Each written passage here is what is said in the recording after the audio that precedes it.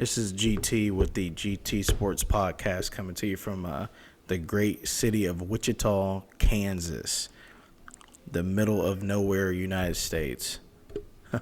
It's cold as heck outside. That's why I still have a beanie on my head. It's cold inside too. So, Colts for life, obviously.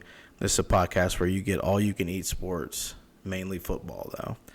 We're going to recap the playoffs today. We're going to talk about the upcoming games next Saturday and Sunday. And then we're going to talk about some possible coaching changes coming down the pipe. So we'll start with that Houston and Cleveland game. I kind of told you guys my thoughts on that before. Huge fan of CJ Stroud and what he's doing this season. I'm impressed. He's playing some great football out there. My guy ended the game 16 of 21 for 274 with 3 touchdowns, 0 interceptions. Houston's defense as well did a great job of stopping the run. They were going to make Flacco beat him, and Flacco obviously couldn't get it done. So Houston moves on to play the Baltimore Ravens next week on Saturday. I think that's our first game. Yep, it's going to be our first game on Saturday. I think it's like 3:30 start time. It's going to be a good test for CJ Stroud as far as his maturity and where he is as a player and as a quarterback in the league. Miami and KC, those Chiefs. Great game. Patrick Mahomes is locked in for the playoffs. When he gets locked in for the playoffs, he's hard to beat. He had a good game, 23 of 41, 262 with a touchdown and no interceptions. Defensively is what I've been most impressed with the Kansas City Chiefs this year. Their ability to get pressure on the quarterback, their ability to cover, their physical. They jam you at the line of scrimmage. They made it hard on Tyreek Hill. Tyreek Hill had one play, which, I mean, coverage was still there when that play was made. He just kind of made a play on the ball, which that's what he does. It looked to me like Tua did not want to be there. I don't think he wanted to show up to that game. I think he had his ticket punched for Hawaii already before hopping on the airplane. They just looked outmatched out there. It looked like KC came to play. Andy Reid's beard came to play as well with the ice on his stash. But yeah, that was a pretty good game. Neither one of those games were close. Not a lot of close games this weekend for the NFL. We'll talk about the actual good game of the weekend. Dallas laid an egg against the Green Bay Packers. I was actually not surprised here. Dallas hasn't fared well in the playoffs over the years, one and done usually.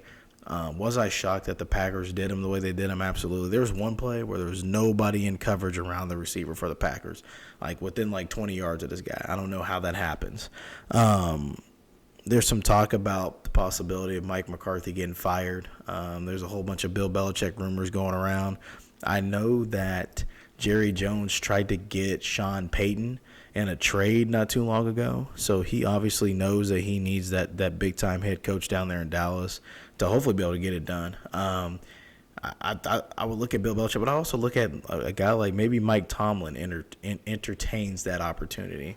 Because I think that'd be a good opportunity. And I think you've got more years with a guy like Mike Tomlin than you would with a guy like Bill Belichick, who's up in age, obviously, so he doesn't have a whole lot of years left. Let's talk about the Packers a little bit. Jordan Love, 16 for 21, 272 with 3 touchdowns and 0 picks. Exact same completion to pass ratio as CJ Stroud, almost the same amount of yards. They're off by 2 yards. It's crazy. I don't think that's ever happened before, but he looked really good. The Packers look really good as a team. I like the Packers, but I think this game said more about where Dallas is as a team than it did the Packers. I think Green Bay's got some good things going for them. I think they have the second Saturday game. They play the San Francisco 49ers, the number 1 seed in the NFC. And it's going to be a tough matchup going into San Francisco for a guy like Jordan Love, but hopefully he comes and balls out and makes it a good game. Our next game we're going to talk about here is the best game of the day, or the weekend, of wildcard weekend. You got Matt Stafford and the Los Angeles Rams going up against Detroit and Jared Goff. So in this game, we saw some great quarterback play, and I was impressed as far as Stafford did a great job. I thought Goff did a great job playing quarterback in this game. I thought it 23 to 24, very close game. I thought that game had people on the edge of their seats for the most part. That's what I expected out of some of the other games in the playoff weekend, but we didn't get that. So hopefully things can tighten up a bit going forward, so that way we can have some more better games, more tighter games, more opportunity for people to be able to kind of see the NFL as more of a tight knit, keep you on the edge of your seat type of mentality. So, but Goff did great. I thought the Rams changed, and their defensive scheme in the second half was better. They got some pressure on Goff because it looked like Goff was just going to pick them apart. First couple of drives, goes down, scores touchdowns. I mean, he's just hitting, clicking. And then LA had to make some changes. Stafford made some throws that Stafford makes. He's a great quarterback. I've always been impressed with him. Sad to see them leave the playoffs, but I'm glad that Detroit got their first playoff win since damn near when I was born. We're talking 1991, the last time that the Detroit Lions won a playoff game. So good to get them off the snide at home. They're going to have a good matchup next week against the Tampa Bay Buccaneers, and we'll see what Baker Mayfield can do. That should be a good matchup. One of the ones I'm looking forward to most, and then obviously the matchup of the weekend we'll talk about here in a little bit. Pittsburgh and Buffalo, that game got pushed from Sunday to Monday because of snow. Buffalo just took care of business. Josh Allen did what Josh Allen does, 21 for 32, 03 with 3 touchdowns, 0 interceptions, just shredded. He's playoff Josh Allen right now, so looking forward to a great matchup between Allen and Mahomes. I think that's going to be the game of the week this week. I think that you get some great football. I think both guys are locked in. Both guys are going to get their teams into the best opportunity for their teams to be able to win these games. Then you got Philly laying an egg versus Tampa Bay. Philly started the season 10-1, went 1-5 down the stretch, 1-6 if you include the playoff game.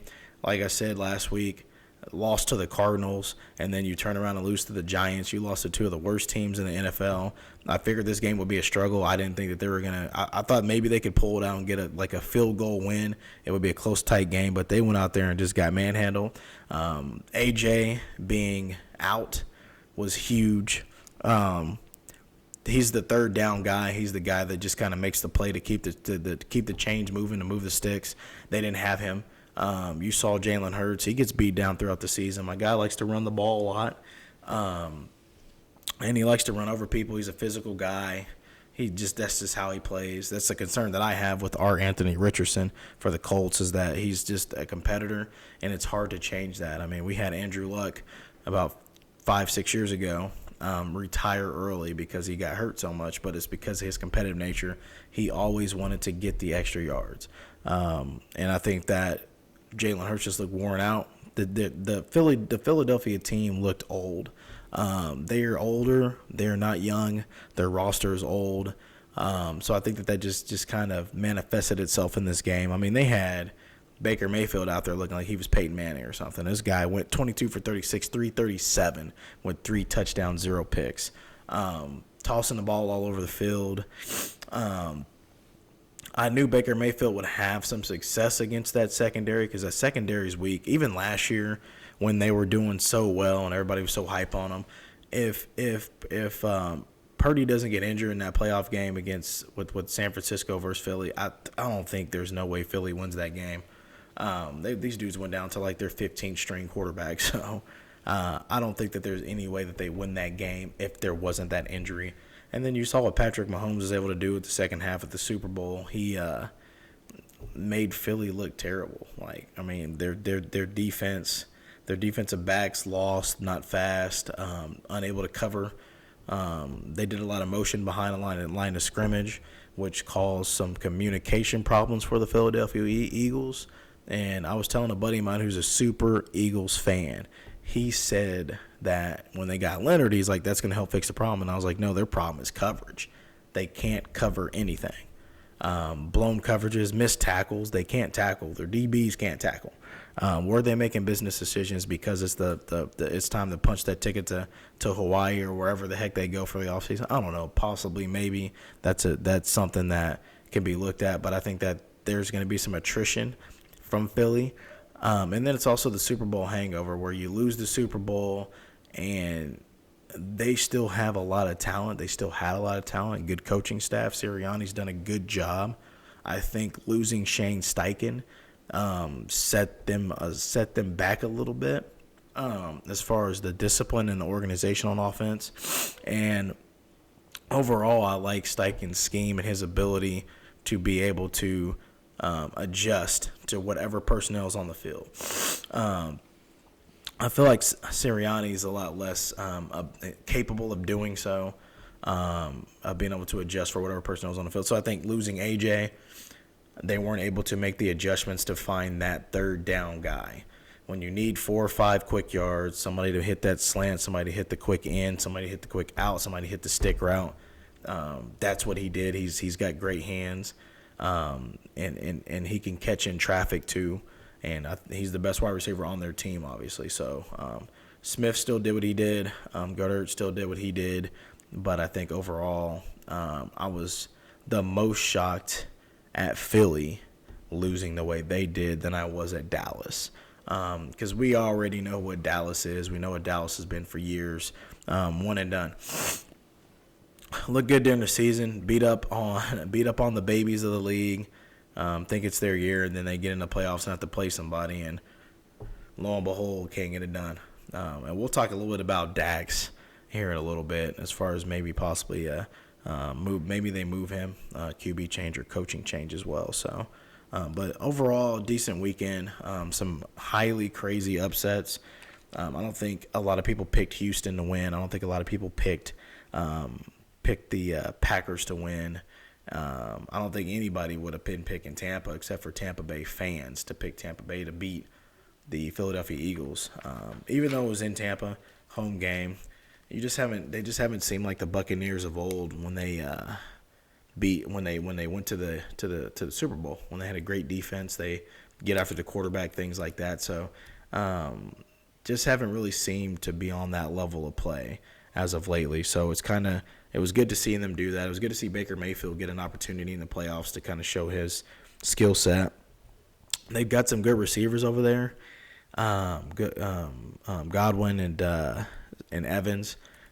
So they've got some dudes over there that can play. Defensively, they still got some guys. They got Winfield over there. So they've still got some guys that can play some ball. Coached very well. Their scheme was very well set. I feel like they had a great game plan coming in against Philly. All out blitzing a lot. Seeing that Jalen Hurts has struggled with that toward the end of the season. Jalen Hurts needs to work on getting the ball out quicker. He holds onto the ball a lot, looking for the big play. And I think that can be something that can help him if they can get some quicker passes in their passing game and not just always be so concerned with like chunk plays and all that type of stuff. So real quick, I'm going to do a quick analysis of the 4 games coming up. So first game Saturday, Texans versus Ravens.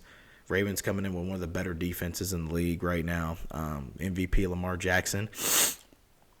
Texans defense struggled with running quarterbacks this season. I know before Anthony Richardson got hurt, he ran for 2 touchdowns on him. So I look for Lamar to have a huge day. But I think that the Texans will come to play. I don't think they're going to lay down and just let the Ravens have it. But I think that with Lamar and company, he's the MVP candidate for a reason. I think he will be the MVP. I think he has a great game. I think the Ravens move on to be able to probably to play the winner of KC versus Buffalo, which will be another great game. You got the Packers going into 49ers. 49ers, another one of those defenses. Honestly, I think the 2 best defenses in the league right now playing are the 2 number 1 seeds. So the 49ers on the NFC side, the Baltimore Ravens on the AFC side. I think that those are great defenses that have quarterbacks that are playing well. Purdy's playing really good quarterback. He's got good weapons. He gets the ball out quickly. His guys can get run after the catch, get yards after the catch. So they do a great job of running the ball too with McCaffrey. A lot of talent over there on San Francisco. So I look forward to them getting on the field and being able to put some things together. The most intriguing matchup of the weekend to me is going to be that Bucs-Lions game. We saw the Lions struggle to cover receivers against the Rams and Matthew Stafford. Matthew Stafford was torching. And now you bring to town 2 of the league's premier receivers. And Baker Mayfield coming off of a good game. Hopefully he could continue to have the success that he's had and continue to play the way he's played. I think this game is going to be a tight one. I think the Lions are going to be in for a fight here. 1 or 2, maybe a field goal win for whoever's going to win the game. we'll break that game down a little bit later this week. But like I said, I think that the defensive backs for the Lions struggle to cover. We know what the offense is going to do for the Lions. We know Goff is going to go to St. Brown. We know he's got a running game back there. He's got some running backs. Gibbs back there, who's fast as heck. Montgomery, who can run it downhill. So we know what they bring as far as an offensive side of the ball, but I think that defensively, their defensive backs struggle to cover. So I think Baker Mayfield will have a day. And I think it's going to be one of those games that's going to be in the shootout territory. Now, if they decide to start bringing pressure, we haven't really seen Baker Mayfield under pressure a whole lot over the past couple weeks, but we know he struggles when you get after him. So I don't know. We'll see what the Lions do if they have an answer. They don't really blitz a whole lot. They typically try to get after the quarterback with their 4-down linemen, and that's just the way their head coach works. When he's coaching the defensive side of the ball for Atlanta, that's what they did. They got after the quarterback with their front four. And so I don't see them blitzing a whole lot, but maybe he makes a schematic change.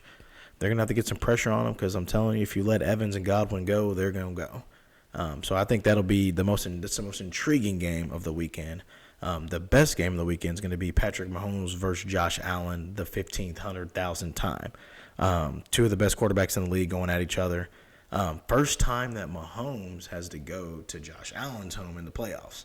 Usually the AFC goes through Arrowhead. This year it's not going through Arrowhead at this point in time. Could it change? It could change. I mean, if you get a Houston win and a KC win, then the playoffs would definitely go through Arrowhead then.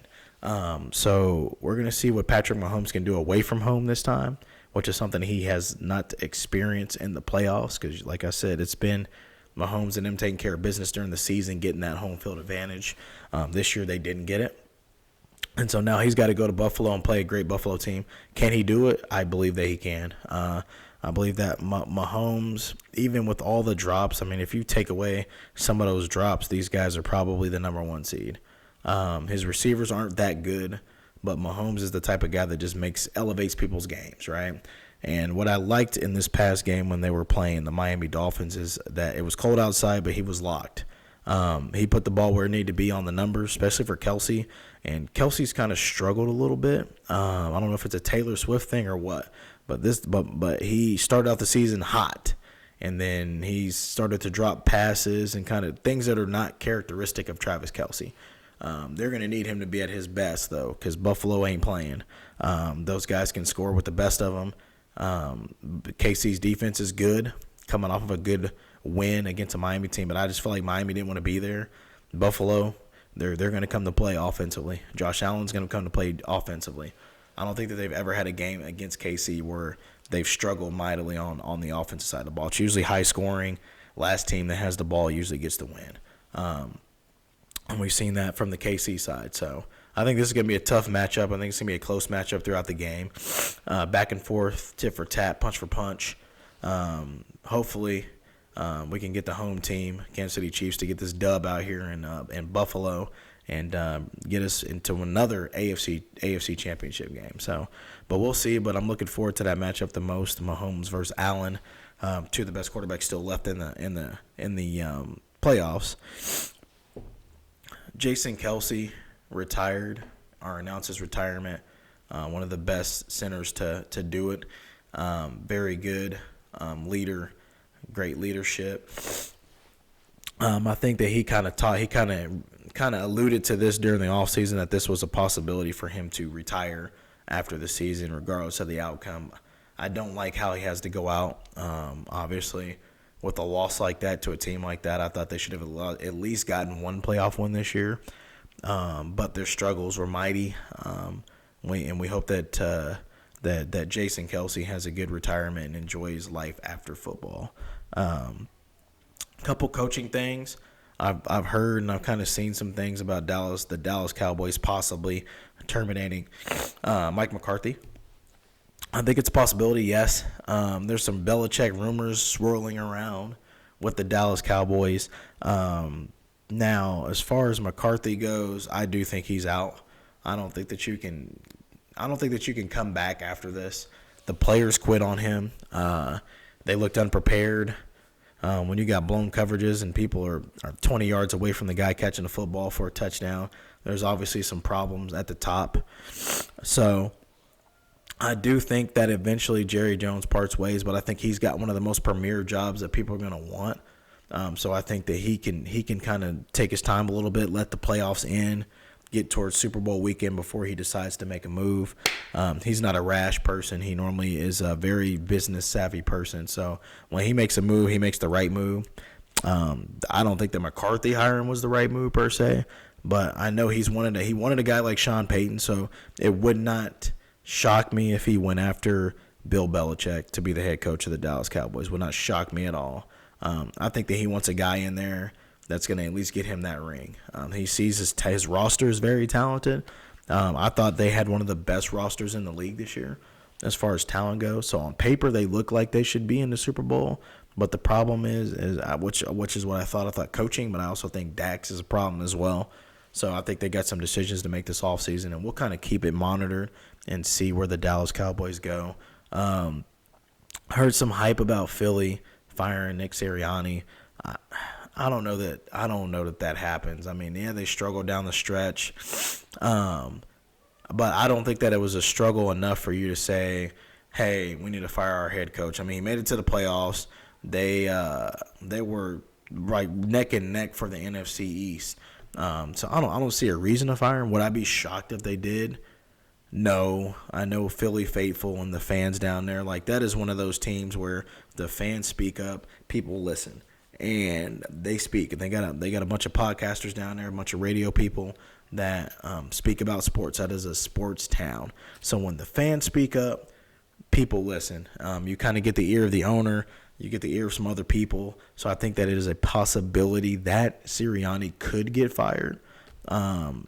Do I see it happening? Personally, in my opinion, no. I think he comes back next season, and I think they just continue to do what Philly does. Hopefully they can get it back together. I think that they can right the ship, but I think it starts with shorter passes for Jalen Hurts. Get the ball out of his hand quickly so he's not holding on to it, running for his life, trying to go for that extra yard. Like, that's the type of stuff that veteran quarterbacks do, and he's getting into the veteran quarterback level. He's getting to the point where he's been in the league long enough to be able to make those decisions and be about the business of the game too. So I think that with him, as he matures and you kind of hit that mark as a quarterback, I think that he will start to make better business decisions, okay? But I think it starts with Sirianni. Get that man some short passes.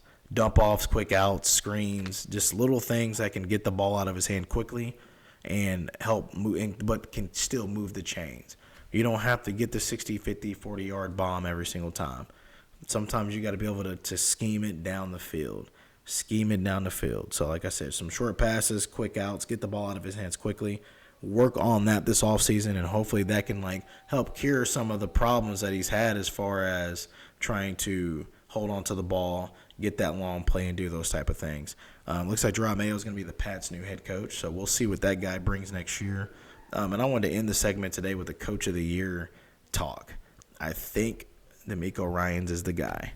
He took the team with the number 2 overall pick that picked CJ Stroud, turned the defense around. Their defense was terrible against the run last year. This year, they're top 5 against the run. So he's come in, he's changed the mindset, he's changed the image of the team, and he's made them a physical team. He's got a quarterback. He brought in the right coaching staff to get that quarterback to the next level, because right now CJ Stroud is playing like a top 5 quarterback in the league. I'm very impressed. I've been very impressed with him as a coach. It's good to see you get a defensive guy in there in such an offensive-driven league. When you get a defensive guy as a head coach and he has success, that is good. I love that, because you get such a mindset of, we got to get an offensive guy. We got to get off. So offense coordinators are more likely to get head coaching jobs than defense coordinators. But when you have a guy like this that does what he did, that helps with the defensive coordinators coming out and being able to say, hey, just because it's an OC doesn't mean he's more apt to be able to be a coach, a head coach of a team than this other person who is a defense coordinator, just because offensive side of the ball matters the most. So been impressed with Houston this year. I look forward to some years of playing them twice a year. I'm telling you, Anthony Richardson versus CJ Stroud is going to be one of those QB matchups that people look forward to. I'll be going to some of those games. I'll definitely make that 9.5-hour trip down to Indianapolis to go see these two guys play each other. Because when I saw CJ Stroud play live a couple weeks ago, I was impressed. The dude made some plays that were unmakeable by a lot of quarterbacks in this league. You got pressure barreling down on you. You stand back in there, and you make the throw. You put the ball in the pocket. I mean, he's putting the ball in some tight windows. So I've been impressed with him overall, and I think that he will continue to grow. I think that Houston will continue to get better, which is good. And I look forward to seeing him play the Ravens this weekend. I think that's going to be a testament to who he is and where he's at. He comes out, he balls, win or lose. He comes out and he takes care of business. We're going to know that this guy means business. And he could put himself into that upper tier quarterback echelon with guys like Lamar Jackson, Patrick Mahomes, Josh Allen, Joe Burrow, those guys in the AFC, because the AFC is littered with great quarterback talent. And now we're adding another name to that list with CJ Stroud, which is good. Good for the AFC. Not good for the NFC. As far as quarterbacks go, because I feel like the AFC has had the better quarterbacks over the years. So, but I look forward to kind of analyzing some of these games this week. I'm going to give you a breakdown of every single game. We're going to go through some film this week. Look at weaknesses. Look at strengths of teams. Look at the possibilities of this and that. We're also looking at injuries, because injuries are key in the league too. So I look forward to talking to you guys again. Make sure that you like my channel, share. We're going to do a contest this coming at the end of the week for the playoffs. We're going to do some giveaways coming up as well too. So like I said, leave a comment in the comment section. Anything that you want me to talk about, anything that is pressing to you, critique the show. I'm all for it, trying to get better out here. So I appreciate you guys listening.